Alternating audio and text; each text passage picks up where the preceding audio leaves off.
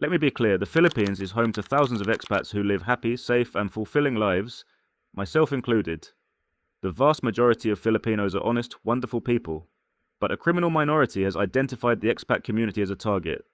This video isn't an indictment of the country, it's a guide to avoiding the small number of bad actors who can cause catastrophic harm. My goal is not to scare you away, but to equip you. In other words, the intention of this video is to create awareness, and to show you exactly what I mean, let's talk about Robert. He sat in a studio apartment in Quezon City, staring at his laptop screen. The number hadn't changed in 3 days. 0. His crypto wallet showed absolutely nothing. 6 months ago, that same screen displayed $387,000. His entire retirement savings, gone. He's 63 years old. Australian. A retired electrician. He came to the Philippines with dreams of beach living and financial freedom. Instead, he's now working part-time teaching English online just to afford rent. His family back in Brisbane has no idea. He's too ashamed to tell them. Robert isn't unique. He's not even unusual. Right now, across Metro Manila, Cebu and Davao, cryptocurrency scams are systematically destroying Western expat retirements.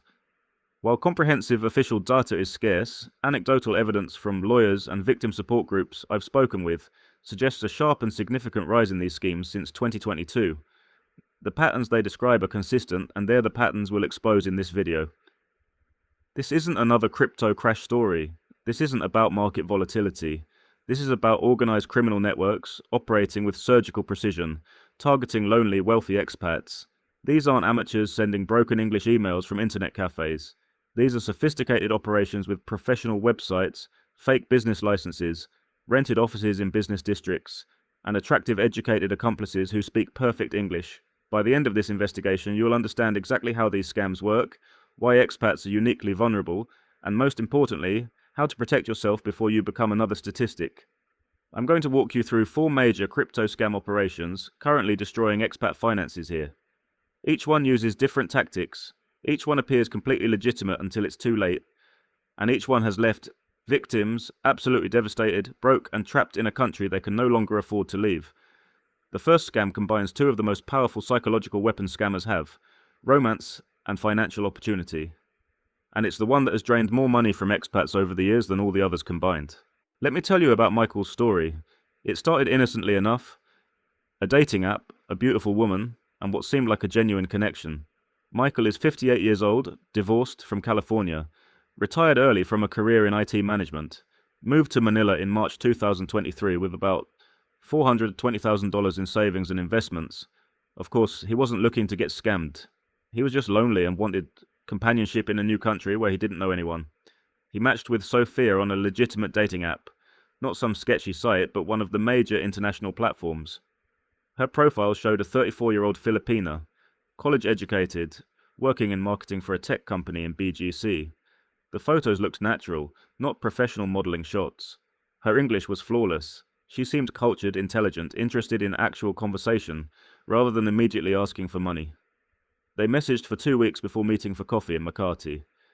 Michael told me she was everything her profile suggested: articulate, well-dressed, genuinely engaging. They talked about books Michael had been warned about. He was falling for her, and honestly, he thought he'd found something real. 6 weeks into the relationship, during a dinner conversation, Sophia casually mentioned she'd been doing some cryptocurrency trading. Nothing pushy, just mentioned it the way you'd mention any hobby or side interest. She showed Michael her phone, a trading app interface displaying what appeared to be substantial gains. I turned 180,000 pesos into 340,000 in about 3 months, she said. Just small trades, nothing risky. Michael had heard about crypto, obviously. He'd been skeptical, thought it was too volatile, too complicated, despite being in the IT space during his career.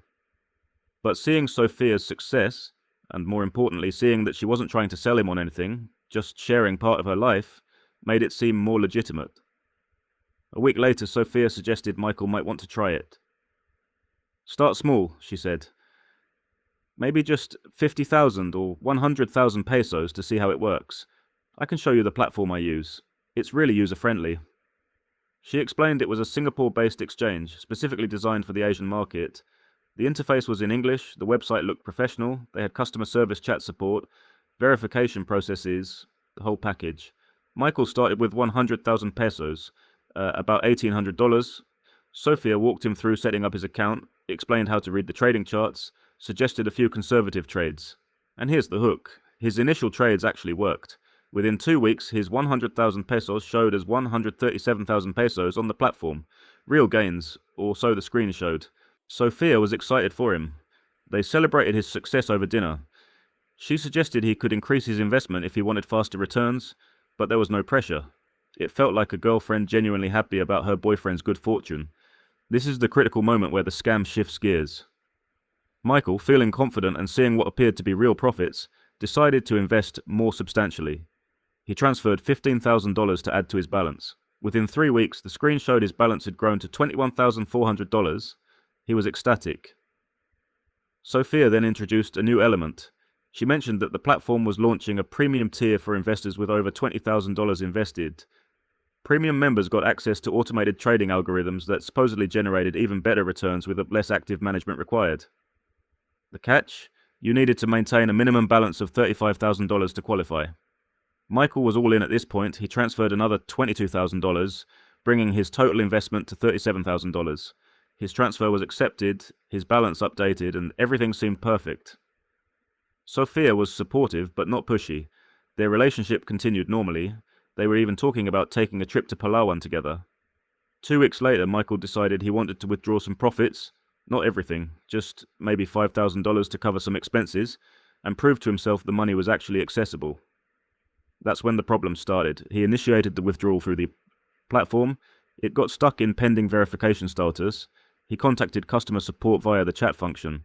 They explained there was a tax compliance verification required for withdrawals over $5,000 for international accounts.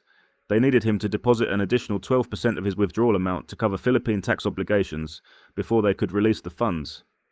This sounded strange to Michael, but Sophia explained that Philippine tax law was complicated for foreign crypto investors, and this was a standard procedure. She showed him what appeared to be official documentation from the Bureau of Internal Revenue about crypto taxation. The documents looked legitimate. Official letterhead, proper formatting, legal language, and unfortunate for him, he did not try to confirm it. I mean, with everything he had spent, $600 to remove $5,000 seemed like nothing at that point. Michael went on and paid the $600 tax verification fee. The withdrawal remained pending. Customer support then informed him there was an additional security verification required because this was his first withdrawal from the platform.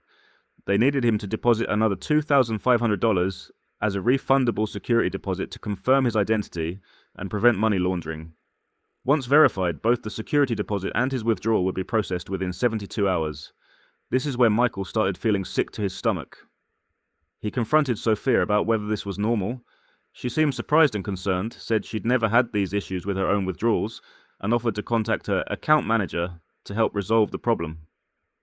Over the next week, the situation escalated. More fees, more verification requirements, more delays. Michael refused to send additional money and demanded his full balance be returned immediately. The customer support stopped responding. The website remained accessible, showing his full balance, but no withdrawals would process. Then Sophia disappeared. Her phone number stopped working. Her dating profile vanished. Her supposed workplace, when Michael actually went to the address she had given him, was a legitimate company, but they had no employee named Sophia and had never heard of her.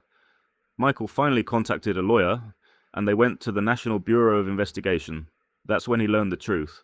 The crypto platform was a completely fabricated platform. The website, the trading interface, the customer support, all fake.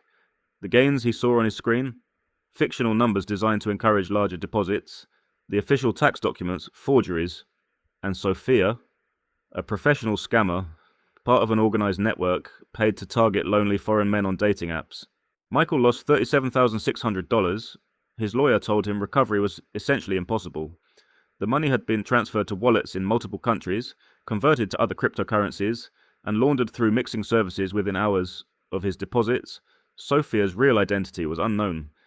The criminal network operated across multiple countries with no physical presence that could be raided or shut down.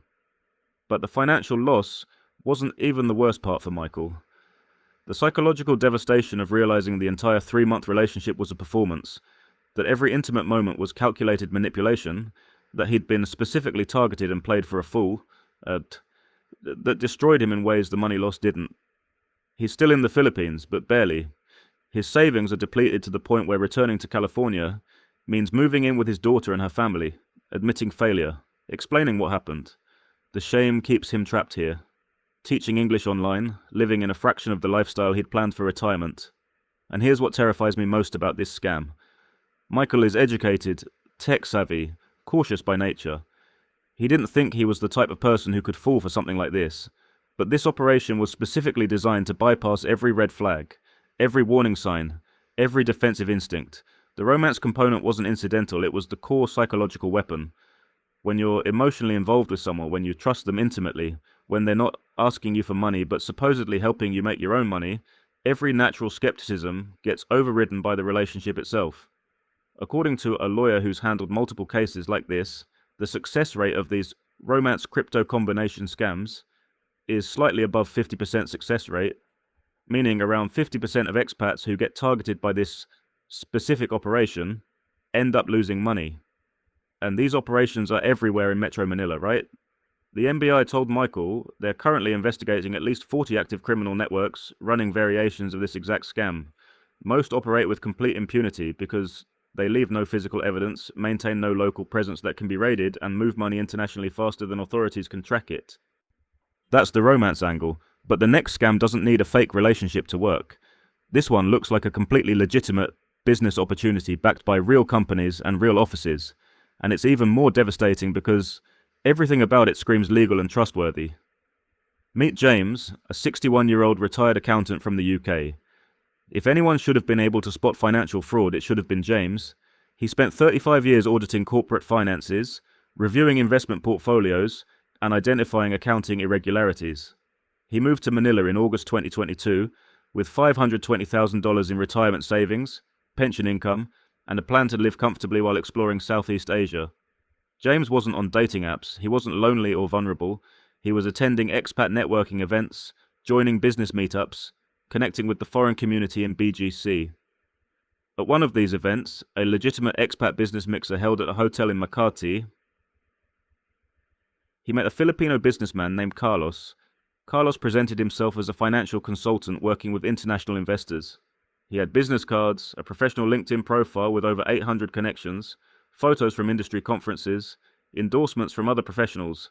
He dressed well, spoke confidently, and most importantly, he wasn't pushy or salesy. He was just networking like everyone else at the event. They exchanged contact information. Around a week later, Carlos invited James to coffee. Not to pitch anything, just to discuss the expat business landscape in Manila. During that conversation, Carlos mentioned his firm helped foreign investors access Asian cryptocurrency exchanges that had better rates and lower fees than Western platforms. He explained that crypto was becoming a significant part of his clients' diversified portfolios, especially for expats who needed to move money between countries and currencies regularly to help them avoid hefty fees. James expressed mild interest but was skeptical. He had always viewed cryptocurrency as speculative gambling rather than legitimate investment. Carlos didn't push back. He simply suggested James attend an informational seminar his firm was hosting the following week for potential investors. No obligation, just educational. We bring in some actual crypto traders to explain how the Asian markets work differently from Western exchanges. The seminar was held in a rented conference room in a legitimate business center in BGC. About 30 people attended, and mostly expats, some Filipinos, all apparently successful business types. The presenters seemed knowledgeable. They discussed blockchain technology, market trends, regulatory differences between Asian and Western crypto markets. They showed comparison charts demonstrating how platforms like their recommended exchange offered lower transaction fees, faster processing times, and access to Asian-specific cryptocurrencies not available on Coinbase or other Western platforms. What made it convincing was what they didn't do. They didn't promise guaranteed returns. They didn't use high-pressure sales tactics. They explicitly warned about crypto volatility and recommended never investing more than 10 to 15% of total portfolio value. They encouraged attendees to do independent research. They positioned themselves as educators and facilitators, not salespeople. James attended 2 more of these seminars over the next month. He started seeing the same faces, other expats who were asking technical questions, sharing their own research, discussing their experiences. It felt like a community of informed investors, not desperate gamblers chasing quick money. The platform itself looked impeccable. Professional website with proper SSL certification and security badges. detailed FAQ sections covering regulations, security protocols, and withdrawal procedures. A physical address listed in Singapore with photos of their supposed office, customer testimonials with names and photos, a 24/7 customer support line that actually answered with the live agents who spoke fluent English, verification processes that required passport uploads, proof of address, and selfie verification, exactly like legitimate exchanges require. James started with a small test investment, $3,000. He bought Bitcoin through the platform at what appeared to be a favorable rate compared to Coinbase. The transaction processed smoothly. The Bitcoin appeared in his wallet. The interface showed real-time market prices that matched prices on other tracking sites. Everything functioned exactly as it should. 2 weeks later, James decided to test the withdrawal process. He sold the Bitcoin and initiated a withdrawal back to his Philippine bank account. It processed within 48 hours. The money arrived. He'd actually made a small profit because Bitcoin had increased slightly during those 2 weeks. The whole experience validated that the platform was legitimate and functional. This is the setup phase, and it's brilliant in its design. By allowing small amounts to be deposited and withdrawn successfully, they build complete trust. They understood how well human instincts work regarding scams. They know we'll always want to start small and test if it is real or not. And when we see that it's real, we're likely to put in more, and this time, a larger amount. Same thing with James. He now believed he'd found a genuinely better platform for crypto trading, with real advantages over Western exchanges. Over the next 3 months, James gradually increased his position. He transferred a total of $85,000 into the platform. He was buying and holding Bitcoin and Ethereum, treating it like a legitimate portfolio diversification strategy, exactly what the seminars had recommended. His account balance fluctuated with actual market prices. He could log in any time and see his holdings. Everything appeared normal and transparent. Carlos stayed in regular contact, not as a pushy salesman, but as a helpful advisor. He'd occasionally share market analysis or news about Asian crypto regulations. He introduced James to other expats who were supposedly using the platform successfully. Some of them James recognized from the seminars and networking events. They shared stories about their positive experiences, their withdrawal successes, their satisfaction with the platform. In 2023, James decided he wanted to take some profits. Bitcoin had increased substantially since his initial investments. He initiated a withdrawal of $35,000, about 40% of his holdings. He wanted to use that money to purchase a car and have some cash reserves. The withdrawal went to pending verification status. James wasn't immediately concerned. His previous small withdrawal had taken 48 hours, so he assumed larger amounts required additional processing time. After 3 days with no movement, he contacted customer support through the P3 platform's chat system. The support agent explained that withdrawals over $25,000 triggered enhanced security protocols under Philippine anti-money laundering regulations. They needed James to provide additional documentation, bank statements showing source of funds, a notarized letter explaining the purpose of the withdrawal, and proof of tax compliance with the BIR. This seemed bureaucratic but not unreasonable to James. He'd worked with international financial regulations his entire career. He provided all the requested documentation. The support agent confirmed receipt and said processing would be completed within 5 to 7 business days. A week passed. The withdrawal remained pending. James contacted support again. This time, a different agent informed him that because his account held cryptocurrency purchased from multiple sources over several months, the compliance team needed to verify the entire transaction history for regulatory purposes. This would require an audit fee of $2,800 to be paid directly to their compliance partner, and that's another firm entirely. James felt the first tingle of real concern. He'd never heard of audit fees for withdrawing your own money. The support agent provided what appeared to be official documentation from the Banco Central and Pilipinas about cryptocurrency audit requirements for foreign nationals. The documents looked legitimate, proper formatting, official-looking seals, legal language about FATCA compliance and international financial reporting. James contacted Carlos. Carlos seemed surprised and concerned, said he'd never personally encountered this issue, but that several of his other clients had mentioned similar compliance requirements for large withdrawals. He suggested James speak with his firm's legal consultant. That consultant confirmed this was a standard regulatory requirement and encouraged James to pay the fee to avoid his account being frozen for non-compliance. Feeling trapped and wanting access to his money, James paid the $2,800 audit fee and was told to expect processing within 72 hours. 3 days later, nothing had changed. James tried contacting customer support. The chat function still worked, but responses became slower and more vague. They claimed the compliance review was taking longer than expected due to system upgrades and regulatory backlog. Then the website started having technical difficulties. Sometimes James could log in and see his balance. Sometimes the site would show error messages. Carlos stopped responding to messages as quickly. Other expats James had met at the seminars suddenly seemed unavailable or difficult to reach. Within 2 weeks, the website went completely offline. No warning, no explanation, just gone. The customer support line disconnected. Carlos's phone number stopped working. The office address, when James actually had someone physically check, was a virtual office space where the company had never been heard of. James had lost $87,800, his initial $85,000 investment, plus the $2,800 audit fee. Every penny was gone. He contacted the MBE, International Crypto Fraud Organizations. Everyone gave him the same devastating news. The company was a completely fabricated operation. The website, the trading platform, the customer support, the seminars, Carlos, the other investors he'd met, all part of an elaborate scam. The criminal network had operated for about 14 months before shutting down. During that time, they had extracted millions of dollars from foreign investors across the Philippines, Singapore, Thailand, and Vietnam. The money had been laundered through multiple wallets within hours of deposits, making recovery impossible. The sophistication is what haunts James. These weren't amateur criminals sending phishing emails.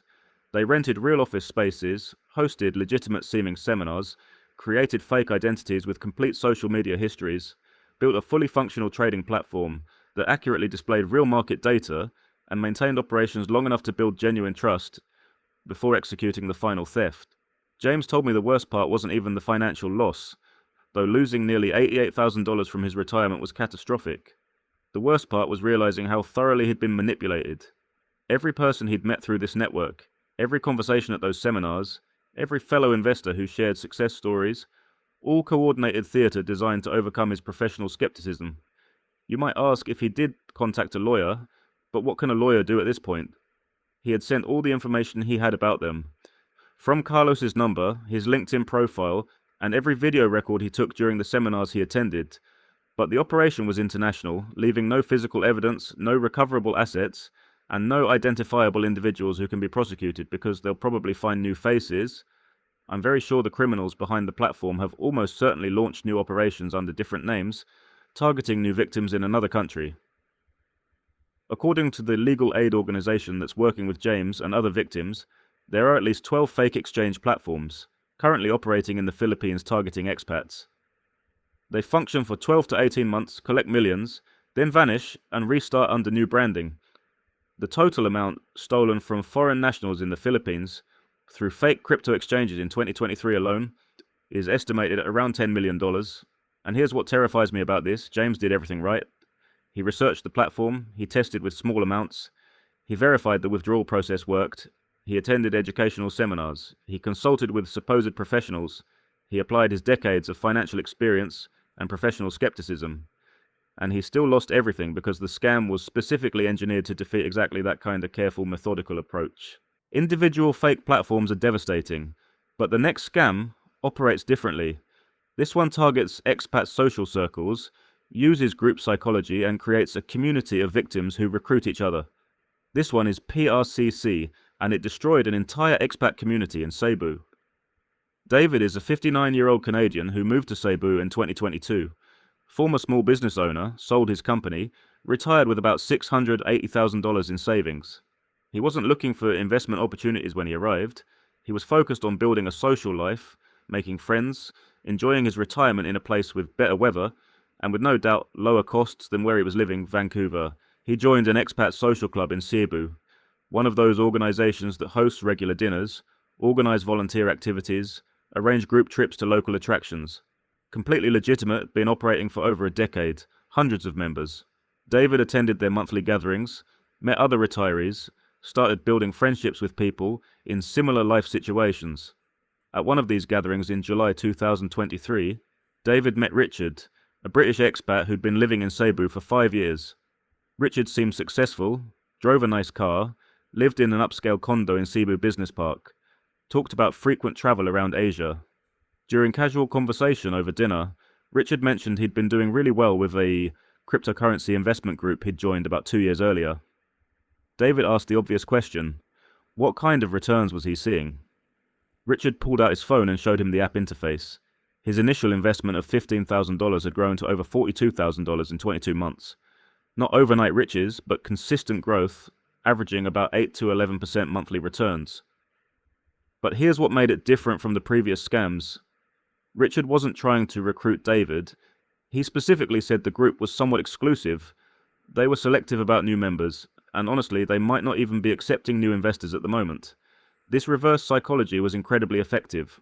By not pushing, by making it seem exclusive and difficult to access, like it's a premium, Richard created immediate desire and curiosity. Over the next few weeks, David kept seeing Richard at expat events. They became genuine friends, or what felt like genuine friendship. They'd grab coffee, discuss about their hometown, complain about visa bureaucracy, share experiences about adjusting to Philippine life.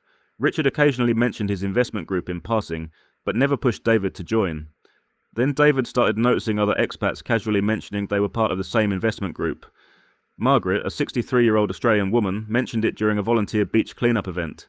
Tom, an American retiree, brought it up during a golf outing. These weren't coordinated sales pitches, or so it seemed. These were individual friends independently sharing that they'd found a good investment opportunity. The group was PRCC in short. According to the members David talked to, it was a private investment pool that leveraged advanced trading algorithms and professional crypto traders to generate consistent returns.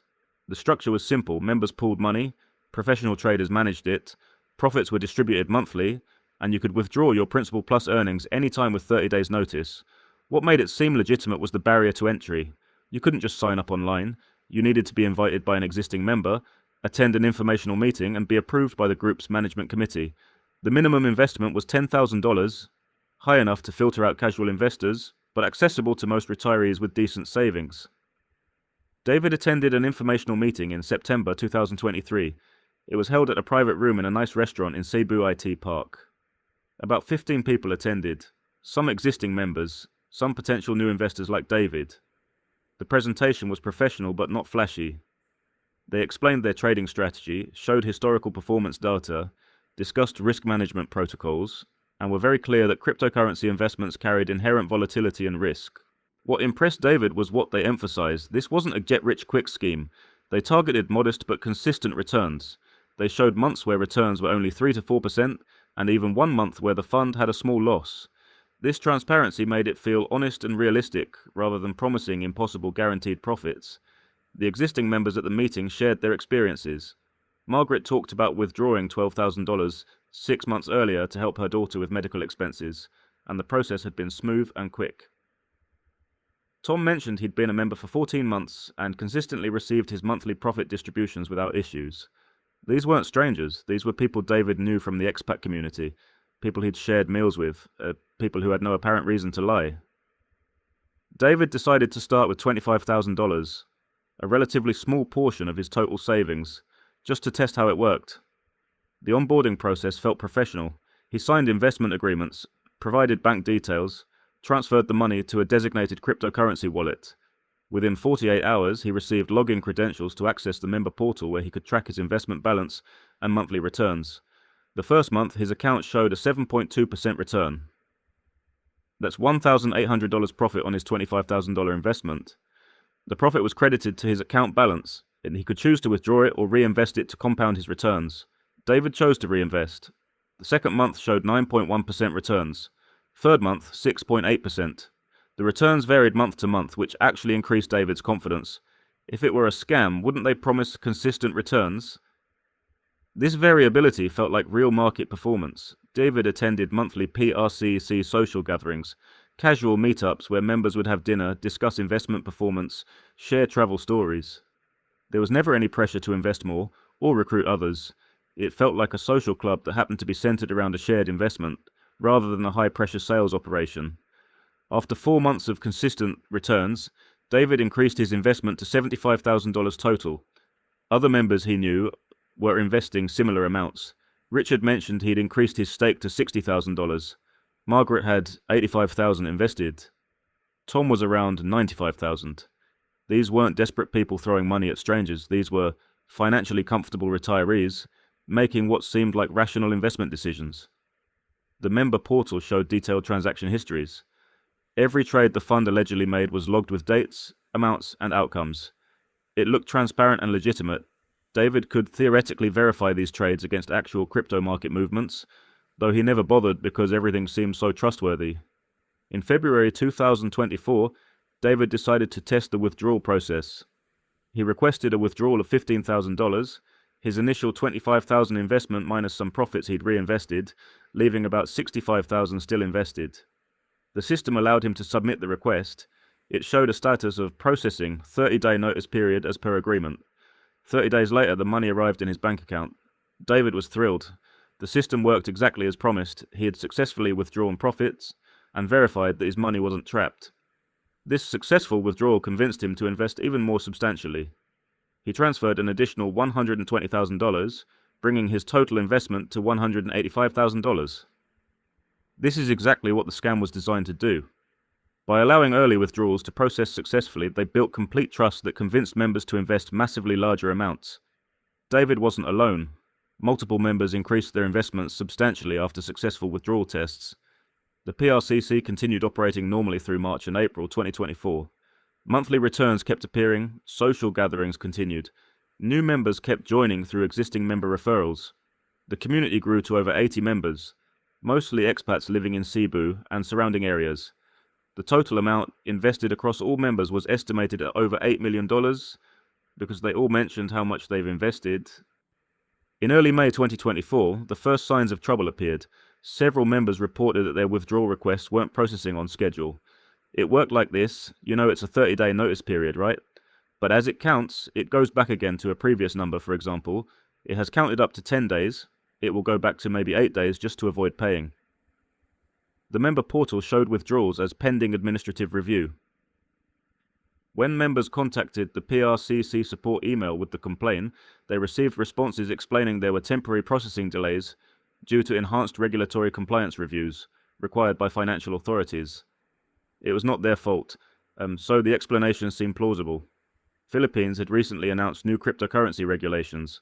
A short delay for compliance reviews didn't immediately trigger alarm bells. Members were told to expect 2 to 3 week delays. By then, the situation would have been resolved. But weeks passed with no withdrawals processing. The member portal continued showing account balances and monthly returns, but no money could actually be withdrawn. Members started comparing notes at their social gatherings. Some people had been waiting over a month for withdrawals. Others who tried to submit new withdrawal requests found the system wouldn't even accept their requests anymore. Richard, the original person who had introduced David to PRCC, seemed as confused and frustrated as everyone else. He claimed his withdrawal requests weren't processing either. He said he'd been trying to contact the fund managers, people named Marcus Chen and Jennifer Lim, who supposedly operated PRCC, but they'd become difficult to reach. Then in late May, the member portal went offline completely. The PRCC support email started bouncing back as undeliverable. The phone numbers for Marcus Chen and Jennifer Lim were disconnected, and with no physical office, there's no way to reach them physically. The devastating realization hit the entire expat community simultaneously. PRCC was a Ponzi scheme. There were no professional traders, there were no crypto trading algorithms. The returns members saw in their accounts were completely fabricated, just using real market data to control it, depending on if the market rises or not. The only real money in the system was what members had deposited. Early withdrawals that processed successfully were simply paid from new members' deposits, classic Ponzi mechanics. Marcus Chen and Jennifer Lim were fake identities. The entire operation was orchestrated by a criminal network that had specifically infiltrated the Cebu expat community to exploit trust networks between friends and acquaintances. And here's the truly diabolical part. Some of the members who'd been encouraging others to join, who'd shared success stories, who'd claimed to successfully withdraw money, were likely accomplices or fake personas created by the scammers themselves. I'm not pointing fingers at anyone though. Well, while documenting their loss, David lost $185,000, Margaret lost $122,000, Tom lost $217,000. Across the entire PRCC membership, total losses exceeded $2 million. The criminal network had operated for approximately 20 months from David's knowledge. It allowed strategic small withdrawals to build trust, then collapsed the operation once they'd accumulated maximum deposits. While the financial losses broke down all the expat, it also broke down the Cebu expat community. Because it was a complete breakdown of social trust, Members who'd recruited friends now faced accusations of being complicit in the scam. Friendships disintegrated under suspicion and blame. The monthly expat gatherings that had been social highlights became painful reminders of shared disaster. People eventually stopped attending community events because they couldn't face each other. Richard, who'd introduced David to PRCC, also lost money, though some members suspect he might have been a knowing accomplice who was simply playing a role. Nobody knows for sure. The police investigation hasn't identified any local accomplices, only confirmed that Marcus Chen and Jennifer Lim were fake identities linked to international criminal networks operating across Southeast Asia, and that's how far they can get with these type of well-organized crimes that leaves no traces. David is still in Cebu, but his retirement has been fundamentally destroyed. He's lost over a quarter of his life savings. He's had to drastically reduce his lifestyle, move to a cheaper apartment, and is considering returning to Canada. The NBI investigation revealed on their official site that similar Ponzi investment clubs have operated in Manila, Davao, Baguio, and other cities with significant expat populations. They target communities where expats naturally network and build trust relationships. They exploit the psychological power of social proof. If your friends are invested and seem successful, your natural skepticism gets overridden by community consensus. Most victims never recover any money. The criminals operate internationally, move funds immediately through crypto mixing services, and disappear completely before victims realize what's happened. So we've seen romance scams, fake exchanges, and Ponzi clubs. But this next operation is perhaps the most insidious because it combines legitimate business opportunities with crypto fraud. It targets expats who think they're too smart to fall for romance or investment scams. Meet William, a 56-year-old American entrepreneur from Texas. William isn't retired. He's actively looking for business opportunities in the Philippines. He sold his construction company back in Dallas for $1.2 million and moved to Manila in early 2023 with plans to start or invest in businesses in Southeast Asia. He's business savvy, experienced in due diligence, and frankly considers himself too sophisticated to fall for typical scams. William attended business networking events in BGC and Makati, looking for investment opportunities. At one of these events in March 2023, he met Ricardo, a Filipino-American who presented himself as a business development consultant, helping foreign investors navigate Philippine business regulations and find partnership opportunities. Ricardo seemed legitimate. He had a professional office in Ortigas, actual physical office, business registration documents, a portfolio of past consulting projects, and references from other foreign clients. He wasn't selling anything during their initial meeting. Just offering his services if William needed help structuring investments or finding business partners. Over coffee a week later, Ricardo mentioned he was currently working with a particularly interesting client, a legitimate coffee franchise operation that was expanding aggressively across Metro Manila and looking for franchise investors. The company had 12 existing locations, solid financials, and was offering franchise territories to qualified investors. William researched this so-called company independently. They were real. The locations existed and appeared busy. Online reviews were positive. The company had proper SEC registration. The franchise opportunity seemed legitimate. Initial investment of around 4.5 million Philippine pesos, roughly $80,000, for a turnkey location including equipment, training, and 6 months of operational support. Ricardo arranged a meeting between William and the franchise director, a woman named Patricia. They met at one of the existing locations in BGC. Patricia gave William a complete franchise disclosure packet, financial projections, franchise agreement terms, site selection criteria, operational procedures. Everything appeared professional and above board. William spent 3 weeks doing due diligence. He visited multiple locations, talked to existing franchisees, reviewed the company's financial statements, and had his lawyer review the franchise agreement. Everything checked out. This was a legitimate business opportunity with realistic profit projections and proper legal documentation. Here's where the crypto element entered. During the contract negotiation phase, Patricia mentioned that the company had recently started accepting cryptocurrency for franchise fees. She explained that many foreign investors preferred paying in crypto because it simplified international transfers, avoided currency exchange fees, and provided better documentation for tax purposes across multiple countries. She showed William documentation about their crypto payment processing. They used a service based in Asia, which supposedly specialized in facilitating large business transactions through cryptocurrency. The process was straightforward. William would transfer cryptocurrency into the wallet, they would convert it to Philippine pesos at current market rates, and the funds would be credited to company's corporate account. William would receive official receipts showing the peso amount for his Philippine business records. This seemed reasonable to William. He had dealt with international payments before and knew they could be complicated and expensive. Using crypto for a large business transaction actually made some sense.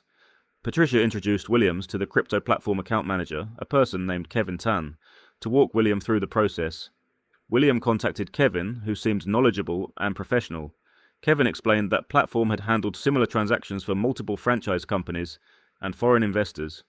He provided business registration documents, explained their security protocols, and offered to do a small test transaction first, so William could verify the process worked correctly. William decided to do exactly that, a test transaction. He converted $2,000 to Bitcoin and transferred it to the wallet address Kevin provided. Almost immediately, Kevin confirmed receipt, showed William the conversion to Philippine pesos at the current market rate, and provided documentation that the funds had been credited to a test account. William could verify through blockchain explorers that the transaction had occurred exactly as described.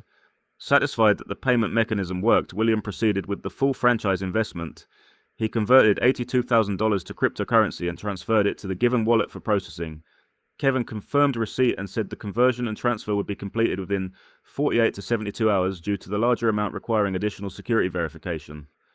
3 days later, William received an email from crypto platform stating there was a regulatory hold on the transaction. Philippine central bank regulations apparently required additional documentation for cryptocurrency conversions exceeding 4 million pesos for foreign nationals. They needed William to provide proof of source of funds, tax clearance certificates, and a notarized letter explaining the business purpose of the transfer. William found this bureaucratic but not necessarily suspicious. He'd dealt with Philippine regulatory requirements before and knew they could be complicated. He provided all requested documentation. Kevin confirmed receipt and said processing would be completed within 5 to 7 business days once their compliance team reviewed everything. A week passed. William contacted Kevin for an update. Kevin explained there was an additional complication. The compliance team had flagged the transaction for an audit review because it involved both cryptocurrency and foreign business investment, which triggered multiple regulatory frameworks. To expedite the process and avoid the transaction being automatically rejected, they needed William to pay a regulatory compliance fee of 180,000 pesos, about $3,200, to their licensed audit partner. Are these not the costs and stress Williams was trying to avoid? It was at this point that Williams' instincts kicks in and started screaming red flags. He contacted Patricia at Coffee Company directly to ask about this compliance fee. Patricia seemed surprised and said she'd never heard of such a requirement. She said she'd check with her company's finance team and get back to William. Patricia called William back the next day and confirmed that yes, some recent cryptocurrency transactions for franchise fees had required similar compliance reviews. She said it was a new regulatory requirement that her company was still learning to navigate. She suggested William contact the crypto platform compliance department directly to clarify the exact requirements. William did exactly that. He was connected with someone claiming to be the compliance officer who provided what appeared to be official documentation from the Bangko Sentral in Pilipinas about cryptocurrency transaction audits. The documents looked legitimate enough that William, not being an expert in Philippine financial regulations, couldn't tell if they were real or fabricated. Feeling trapped and wanting to complete his franchise investment, William paid the $3,200 compliance fee. He was told processing would now be completed within 72 hours. 72 hours passed with no update. William tried contacting Kevin. Phone disconnected. He tried calling the crypto platform's office number. Disconnected. The company's website went offline. William immediately contacted Patricia. Here's where the truly devastating truth emerged. Patricia claimed she had no idea what William was talking about. The company had never accepted cryptocurrency for franchise payments. They had no relationship with any crypto company. They had no employee or contractor named Patricia who handled franchise sales. William went to the coffee location where he'd met Patricia, but she wasn't there and was directed to another of their location where he would meet the actual franchise director, the completely different person, confirmed that someone had been impersonating their company and their franchise opportunity. The real coffee company had recently learned that scammers were using their legitimate business as a front for fraud, creating fake franchise opportunities that looked real enough to pass initial due diligence. William contacted the MBI immediately. The investigation revealed that this was an elaborate operation combining a legitimate business facade with crypto payment fraud. The scammers researched real franchise companies, created fake personas impersonating their staff, produced convincing documentation, and used cryptocurrency payment processing as the mechanism to steal funds. Ricardo, the business consultant, Patricia, the franchise director, and Kevin from the crypto company were all either fake identities or accomplices working together. The initial test transaction William had successfully completed was designed specifically to build trust, just like the others. They processed it correctly, knowing it would convince him to transfer the much larger franchise payment. William lost $85,200, his $82,000 franchise payment plus the $3,200 compliance fee. The cryptocurrency had been immediately moved through multiple wallets and mixing services, making recovery impossible. The real coffee company was sympathetic, but had no liability since they'd never been involved in any actual transaction. What makes this scam particularly devastating is how it exploits legitimate business opportunities. As you can see, William wasn't looking for get-rich-quick schemes. He was doing serious business due diligence on what appeared to be a real franchise opportunity. The scammers didn't need to convince him to invest in something sketchy. They just needed to hijack a legitimate opportunity and insert a fraudulent payment mechanism. According to the NBI investigator handling William's case, this type of scam has exploded across Metro Manila in the past 18 months. Criminal networks identify legitimate franchise opportunities, real estate developments, or business partnerships that are actively seeking foreign investors. They create fake intermediaries, consultants, sales agents, payment processors, and insert themselves into what appears to be a legitimate transaction process. The investigator told William they're currently tracking at least 15 different criminal operations using this model. They've impersonated franchise opportunities from coffee shops, restaurants, gyms, English language schools, and even real estate developments, with almost all the money lost, never recovered. William is still in the Philippines, but he's abandoned his plans to invest in local businesses. The psychological impact of having his business experience and due diligence completely circumvented has shaken his confidence. He's now looking at opportunities in other countries where he feels the regulatory environment and fraud protection mechanisms are stronger. The worst of this is that he played his role well enough. He researched the business independently. He verified the company was real. He reviewed legal documents with a lawyer.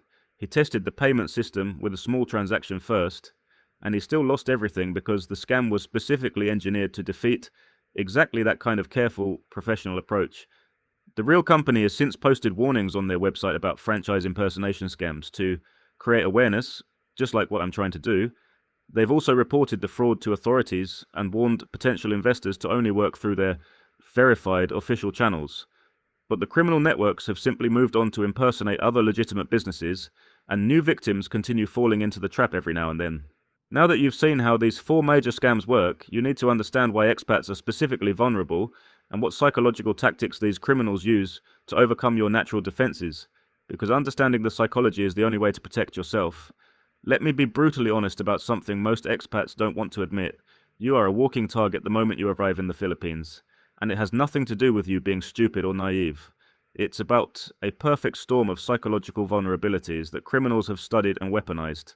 First, let's talk about isolation. When you move to the Philippines, you leave behind everything that normally protects you from bad decisions. Your family who'd tell you, this sounds too good to be true. Your longtime friends who know you well enough to say, this isn't like you. Your professional network who'd recognize red flags in business deals. Your accountant who'd review investment opportunities skeptically. You arrive in a new country where you don't know anyone, where you're actively trying to build new social connections, where you're vulnerable to loneliness in ways you probably haven't experienced since your 20s. That isolation makes you psychologically hungry for connection, for community, for people who understand your experience as a foreigner in a new place. Scammers know this. They specifically target newcomers at expat networking events, social clubs, dating apps, anywhere foreigners naturally gather seeking connection. They're not approaching you as obvious criminals. They're offering friendship, community, romantic interest, business partnerships, exactly what you're desperately seeking. I'm not saying you shouldn't make friends or find a lover, but you just have to be careful. Second, there's what psychologists call cognitive dissonance about wealth. Most Western expats arrive in the Philippines with what they consider modest savings. Maybe you've got $300,000, $500,000, maybe $1 million in retirement funds. Back home, you're middle class, comfortable but not wealthy. But in the Philippines, those same savings make you genuinely wealthy by local standards. A typical Filipino family might earn 400,000 to 600,000 pesos annually. That's about $7,000 to $11,000 per year. Your retirement savings represent literally decades of average Filipino earnings. You are objectively rich in this context, whether you feel that way or not. Scammers understand this wealth disparity and exploit it ruthlessly. They know you have money. They know you probably have more accessible cash than 95% of Filipinos they might target. And they know you probably don't think of yourself as someone who needs to be careful about financial security because you've never been truly wealthy before. This creates a dangerous psychological blind spot. You're not taking security precautions that actual wealthy people take because you don't identify as wealthy. You're sharing financial information casually. You're not suspicious when people take interest in you. You assume people like you for who you are, rather than considering you might be targeted for what you have. Third, there's the fresh start mindset that makes you vulnerable to risk-taking. You didn't move to the Philippines to live the exact same life you had back home. You moved for adventure, for new experiences, for opportunities you couldn't access in your home country. This mindset, which is healthy and positive in many ways, also makes you more willing to take chances on opportunities that would normally trigger skepticism. When someone presents a business opportunity or investment that seems too good to be true, your normal response back home would be immediate rejection. But in the Philippines, part of you thinks, maybe things work differently here, maybe this is one of those opportunities I moved here to discover. That openness to new possibilities is exactly what scammers exploit. Fourth, and this is crucial, cultural confusion creates vulnerability. You don't fully understand how Philippine business, legal systems, or financial regulations work. When someone presents documentation that looks official, you can't easily verify if it's legitimate or fabricated. When someone explains this is how things work in the Philippines, you don't have the local knowledge to recognize if they're lying. Scammers deliberately use this confusion.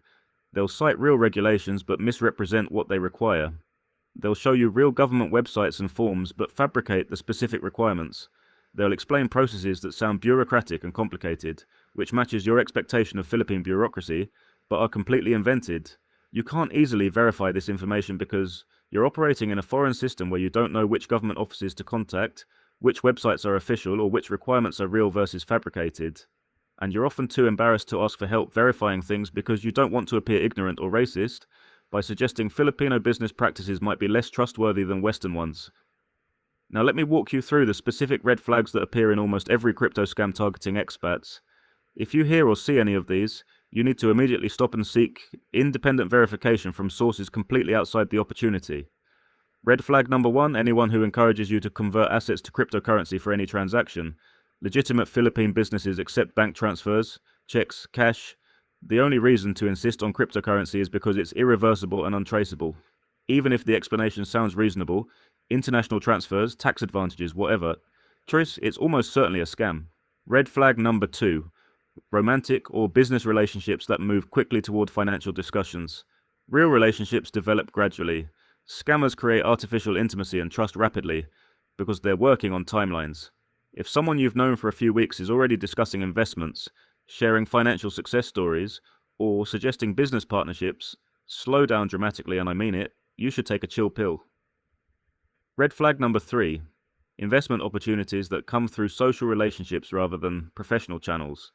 Real investments come from licensed brokers, registered companies, professional advisors with verifiable credentials. If your girlfriend, your new friend from the expat club, or someone you met at a networking event is your source for investment opportunities, that's a massive red flag. Red flag number 4, any platform or company that shows you profits but creates obstacles to withdrawing funds. This is the signature of Ponzi schemes and fake exchanges. Your account balance goes up, but actually accessing that money requires fees, compliance reviews, additional deposits, or mysterious processing delays. Real investments allow straightforward withdrawals even if there are standard processing times. Red flag number 5, documentation that you can't independently verify. Official-looking letters from government agencies, certificates from regulatory bodies, business licenses, audit reports. If you can't verify these documents through official channels that you contact yourself, not channels they provide, assume they're fake. Red flag number 6, pressure to act quickly or miss the opportunity. Legitimate investments don't have artificial urgency. Scammers create time pressure because they know that giving you time to think, to research, to consult with others outside their influence, increases the chance you'll recognize the scam. Red flag number 7, testimonials from people within the same social circle. If everyone telling you an investment is great are people you met through the same community, event, or platform where you learned about the investment, Those testimonials might be coordinated. Scammers plant multiple personas in social networks specifically to create false social proof, because we all know that's one of the biggest bait in confusing people. Now let's talk about the psychological techniques that make these red flags easy to ignore. The first is called social proof. Humans are wired to trust things that other people trust. When you see multiple people you know apparently succeeding with an investment, your brain interprets that as evidence of legitimacy. Scammers exploit this by creating fake success stories, planting accomplices in social groups, or showing you carefully selected real people who invested early and got paid with later victims' money. The second technique is authority bias. We're psychologically programmed to trust people who present themselves as experts or authority figures. Professional titles, business cards, office spaces, credentials, industry jargon, all of these trigger trust responses. Scammers deliberately construct authority signals because they know it bypasses your critical thinking. The third technique is reciprocity. When someone does something for you, you feel psychologically obligated to do something for them. Scammers create artificial reciprocity by offering help, advice, social connection, romantic attention. Then when they ask you to invest or participate in an opportunity, you feel like you owe them consideration because of the relationship you've built.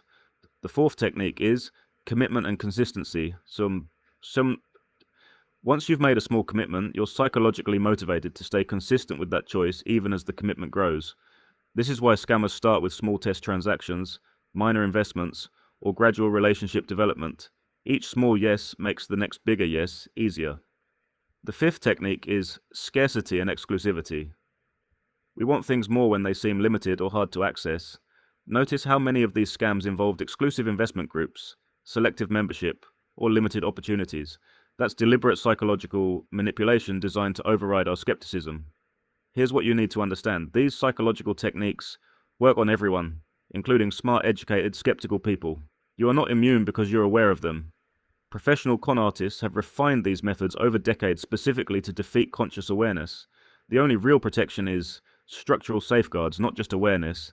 That means never making financial decisions in isolation. Always involve someone completely outside the situation. A family member back home, a lawyer with no connection to the opportunity, a financial advisor who isn't being paid by the investment. Always verify documentation through channels you find independently, not channels provided by the person making the offer. Always test withdrawals before making large investments. Always maintain the ability to walk away completely. And here's the hardest truth. You need to accept that some opportunities you encounter in the Philippines, no matter how good they look, are probably scams.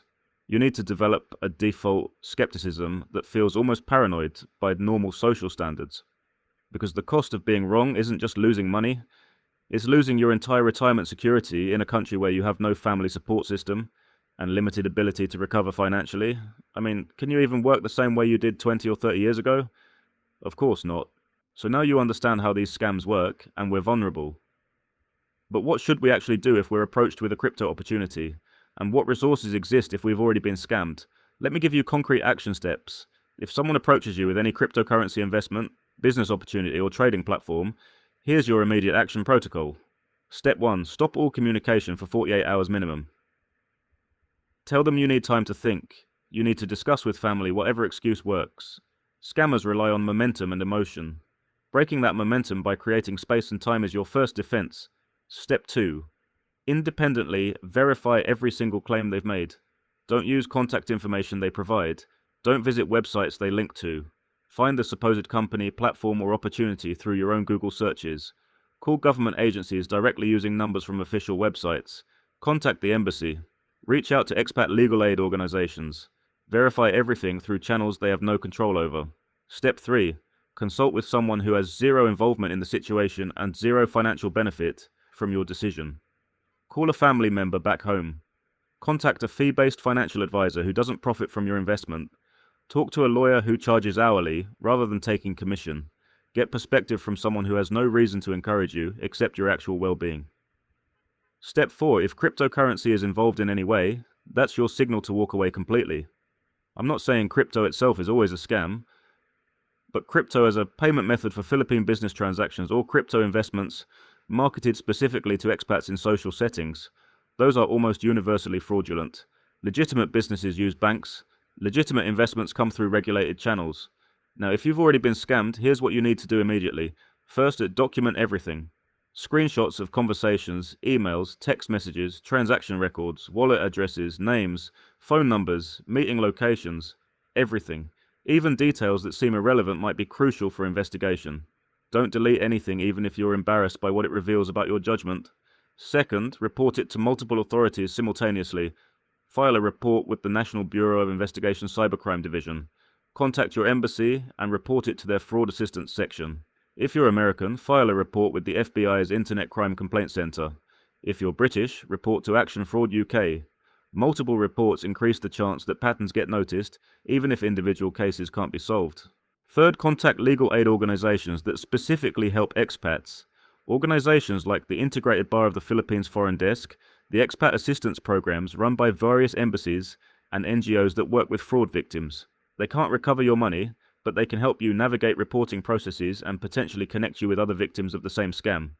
Fourth, warn others immediately. Post in expat Facebook groups, Reddit communities, expat forums. Use specific names of platforms, companies, and individuals, even though they're probably fake. Other potential victims searching those names might find your warning before they lose money. You might feel embarrassed, but your warning could save someone else from the same devastation. Fifth, accept that you probably won't recover your money. This is brutal, but it's reality. Cryptocurrency transactions are designed to be irreversible. International criminal networks operate from countries with no extradition treaties. Money gets laundered through mixing services within hours of theft. Setting realistic expectations helps you move forward rather than spending years trapped in false hope. Here are legitimate resources you can actually trust. The National Bureau of Investigation Cybercrime Division in Manila. They handle crypto fraud cases and maintain databases of known scams. The contact information is on the official NBI website that you can find through government portals. Your embassy's American Citizen Services, British National Services or equivalent.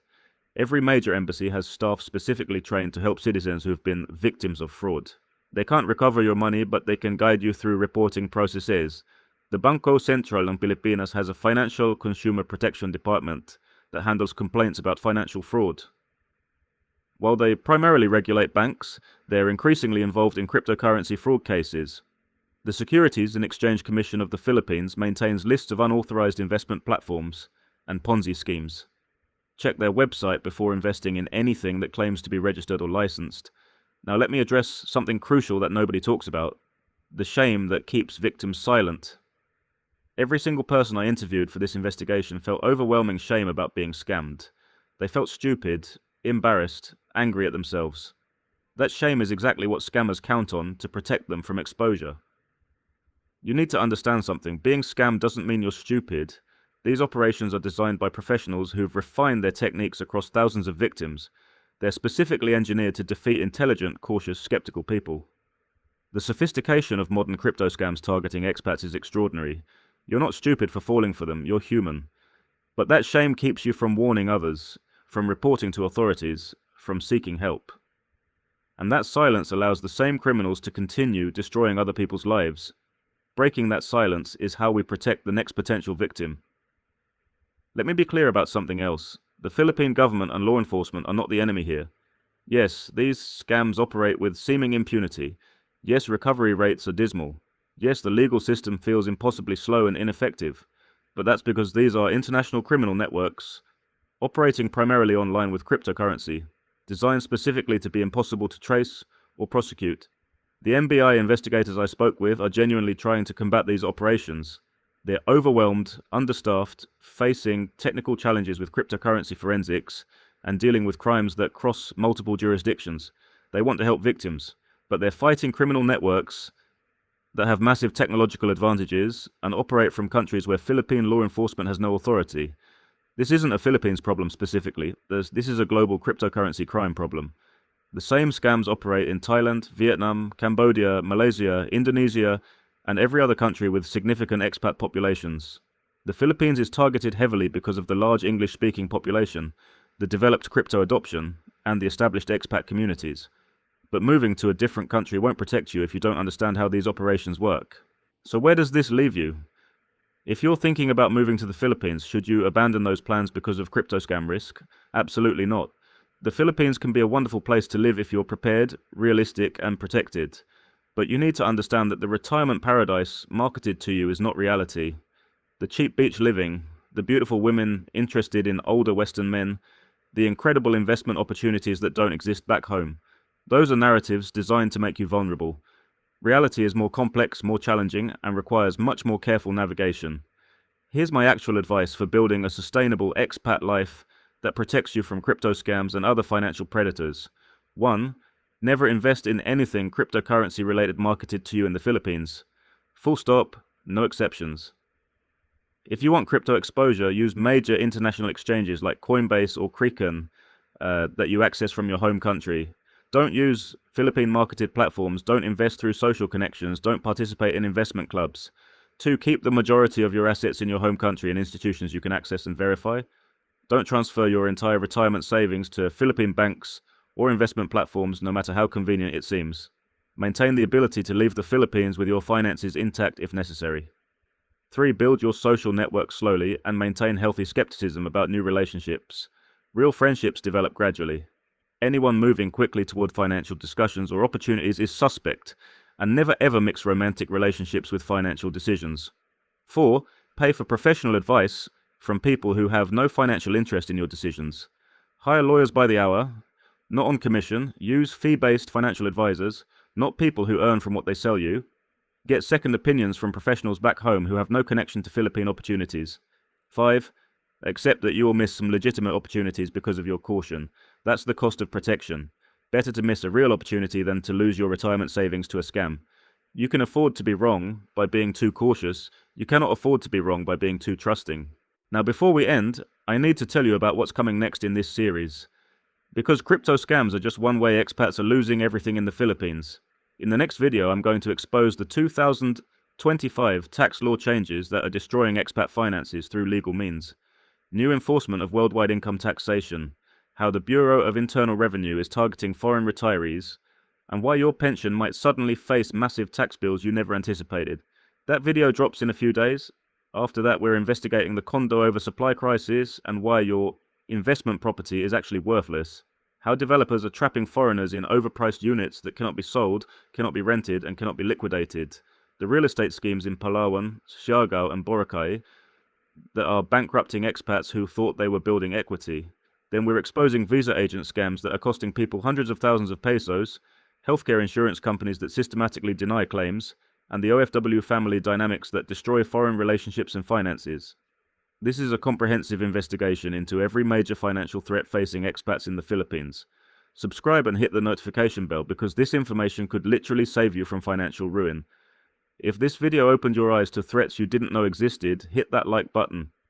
Share this with anyone thinking about moving to the Philippines or anyone currently living here who might be vulnerable to these scams.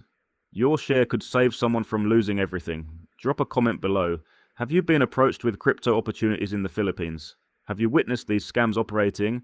Do you have questions about situations you're currently facing? I read every comment and I'm building resources based on what you need to know. And if you've been scammed, I want to hear from you. Not for this channel, not for content, but because I'm working to build a comprehensive databases of these operations. Your information, even if your individual case can't be solved, might help identify patterns that protect future victims. You can reach me through the email on screen or in the channel description. Remember how much Robert, Michael, James, David, and William all lost. They aren't just numbers. These are people whose retirements were destroyed. These are lives upended by sophisticated criminals who specifically target expats in the Philippines. You don't have to become the next statistic or cautionary tale. You don't have to learn these lessons through personal financial devastation. Learn from their experiences. Protect yourself with knowledge, with skepticism, with structural safeguards that don't depend on your ability to spot deception. The Philippines can be an amazing place to build a life, but only if you understand the real threats, the real costs, and the real protections you need. The goal of this channel is to give you that reality without the marketing bullshit, without the paradise fantasies, without the dangerous optimism that leaves you vulnerable. This is Journals Beyond Horizons. I'm here to tell you the truth that could save your retirement. Subscribe, stay informed, and protect yourself before you become another cautionary tale. See you in 3 days for the tax law investigation. Until then, stay skeptical, stay protected, and stay smart.